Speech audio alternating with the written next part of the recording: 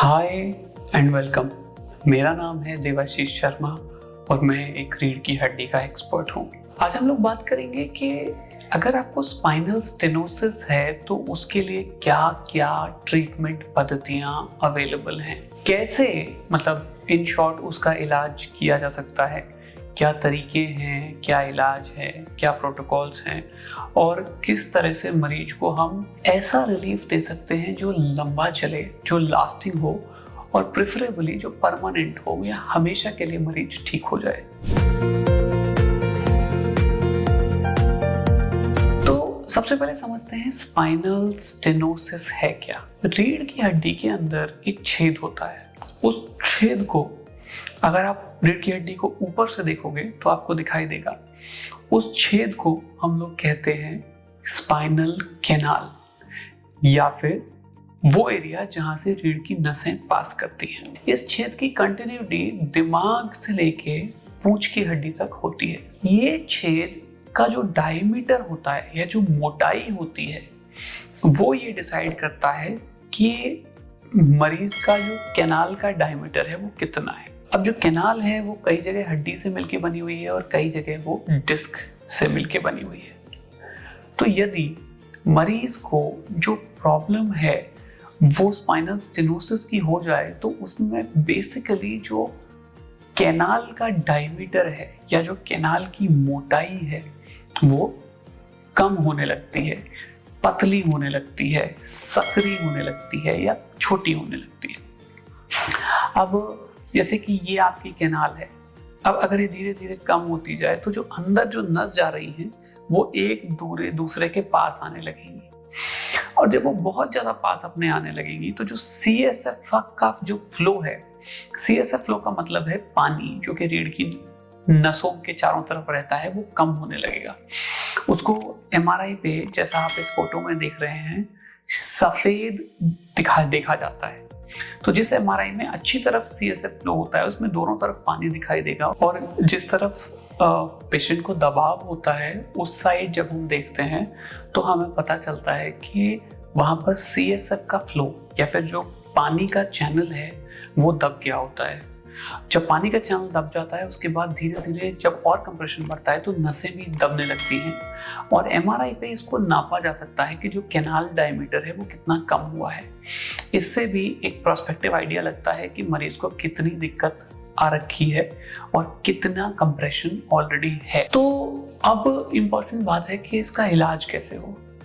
देखिए, जो mild cervical stenosis होती है उसमें पेशेंट जनरली सिर्फ बैक पेन या नेक पेन कंप्लेंट करते हैं। कभी कभी वो पेन पेशेंट के हाथों में टिंगलिंग नमनेस के फॉर्म में आ सकता है, पैरों में भी जा सकता है। तो यदि इस तरह की माइल्ड सर्वाइकल स्टेनोसिस है तो उसको जब आप एक्सरसाइज करेंगे, फिजियोथेरेपी करेंगे, कोई अच्छा योगासन रूटीन ज्वाइन करेंगे और बहुत रेगुलर एक्सरसाइज करेंगे, अपना वेट कंट्रोल में रखेंगे, अपनी डायबिटीज कंट्रोल में रखेंगे और ऐसा लाइफस्टाइल के रूप में हमेशा करेंगे तो बहुत हाई चांस है कि आपकी परेशानी हमेशा के लिए ठीक हो जाए और धीरे धीरे बॉडी जो कैनाल डायमीटर है वो रिस्टोर करने लगे। पर कहते हैं ईजियर सेड देन डन। कभी कभी लाइफस्टाइल सही करना पॉसिबल नहीं होता, कभी कभी वेट एकदम से कम कर देना आसान नहीं होता, कभी कभी कोमॉर्बिडिटीज में थायराइड वायराइड इस तरह की चीज़ें होती हैं कि वेट कम नहीं हो पाता। तो ऐसी बहुत सारी चीज़ें हो सकती हैं जिसमें परफेक्ट सिनेरियो ना मिल पाए और परफेक्ट कंट्रोल ना हो पाए। तो अगर आपको माइल्ड की जगह मॉडरेट डिजीज़ है जिसमें कि आपको पैरों में पेन भी आ रहा है, आप ज़्यादा देर खड़े नहीं रह पा रहे या बहुत देर खड़े रहने के बाद आपको बैक पेन या पैरों में सुन्नाहट झन्नाहट होती है या आपको हाथ में नमनेस होती है जब आप सो के उठते हो, ऐसे केसेस में हम लोग कभी कभी पेशेंट्स को इंटेंसिव फिजियोथेरेपी, नॉन स्टेरॉइडल दवाइयाँ रिकमेंड करते हैं और कभी कभी साथ में हम लोग पेशेंट को स्पाइनल इंजेक्शन लगाना भी प्रेफर करते हैं। ये जो कॉम्बिनेशन थेरेपी है जिसमें फिजियोथेरेपी भी है, एक्सरसाइज भी है, योगा भी है, लाइफस्टाइल मॉडिफिकेशन भी है, डाइटरी रिस्ट्रिक्शंस भी हैं और एट द सेम टाइम दवाइयाँ भी हैं और इंजेक्शन भी हो सकता है, प्लस एंड माइनस डिपेंड करता है पेशेंट टू पेशेंट पे फर्क के हिसाब से। तो अगर ये सारी चीज़ें एक साथ की जाती हैं तो बहुत सारे पेशेंट्स जिनको माइल्ड टू मॉडरेट डिजीज है या हल्की से बीच की डिजीज है उनको ठीक किया जा सकता है और बहुत अच्छा रिजल्ट दिया जा सकता है बिना किसी सर्जरी के। और यही ज़्यादातर 90% ऑफ केसेस होते हैं।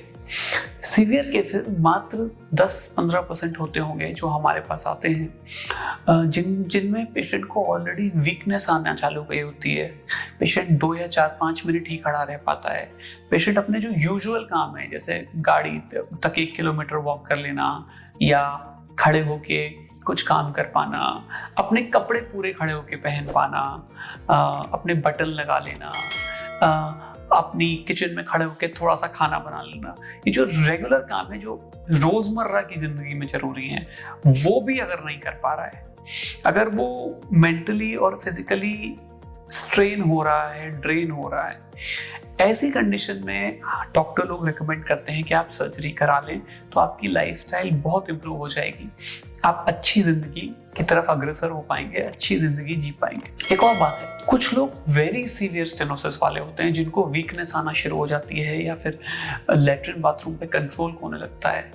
ऐसे पेशेंट्स को सर्जरी अर्जेंटली रेफर की जाती है और ऐसे पेशेंट मेरे प्रैक्टिस में 1-2% से ज़्यादा नहीं होते, जिनको बोला जाता है कि आप वेट ही मत करो क्योंकि अगर आपने वेट किया तो हो सकता है ये दिक्कत परमानेंट हो जाए। तो स्पाइनल स्टेनोसिस का जो मेन स्टे ऑफ ट्रीटमेंट है वो कंजर्वेटिव है, जिसमें फिजियोथेरेपी हो सकती है, कायरोप्रैक्टर्स हो सकते हैं, योगा टीचर्स हो सकते हैं, होलिस्टिक मेडिसिन वाले हो सकते हैं, स्पाइन एक्सपर्ट्स हो सकते हैं और डाइटिशियंस हो सकते हैं।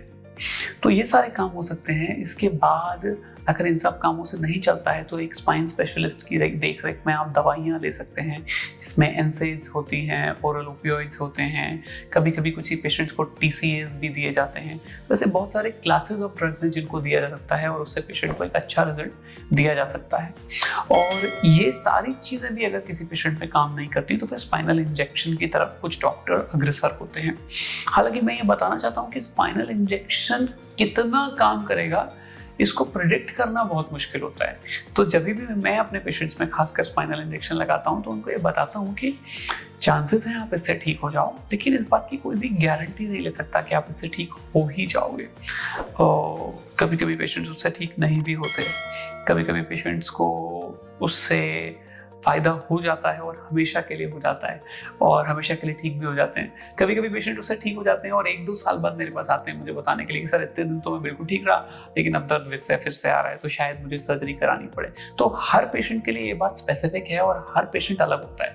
तो ये कह पाना कि कौन से पेशेंट के लिए क्या इलाज बेटर है, ये हर पेशेंट के लिए अलग है और इसकी एब्सोल्यूट प्रेडिक्टेबिलिटी नहीं होती। और जैसा कि मैंने आपको बताया, अगर आपको स्पाइनल स्टेनोसिस है तो डरिए मत, क्योंकि सर्जरी के चांसेस पहली बात तो बहुत ज़्यादा कम हैं, लेस देन 1%, और अगर हैं भी तो एक्सपर्ट हैंड्स अगर वो सर्जरी करें, वो डॉक्टर उसकी सर्जरी करें जो बहुत एक्सपर्ट हैं, तो बहुत ज़्यादा अच्छा रिजल्ट आपको मिल सकता है। जो भी डॉक्टर आपके पास हैं, जो स्पाइन सर्जन आपके पास हैं, उनसे डिस्कस करें अपनी प्रॉब्लम को और उनसे बात करें और वो मैं उम्मीद करता हूँ आपको बहुत अच्छा रिजल्ट ज़रूर देंगे। दोस्तों मुझे लगता है इस वीडियो से कुछ काम की बातें आपको समझ में आई होंगी। स्पाइनल स्टेनोसिस के लिए क्या इलाज है ये पता चला होगा, और अगर ऐसा है और तो मेरी हौसला अफजाई ज़रूर करें और मेरे चैनल को लाइक करें, सब्सक्राइब करें। और कोई अगर ऐसा इंसान है जिसको आप जानते हैं जो स्पाइनल स्टेनोसिस से पीड़ित है तो उसको मेरा वीडियो शेयर करें, जैसे कि उनको कुछ इन्फॉर्मेशन मिले और उनको ये हिम्मत मिले कि वो ठीक हो सकते हैं।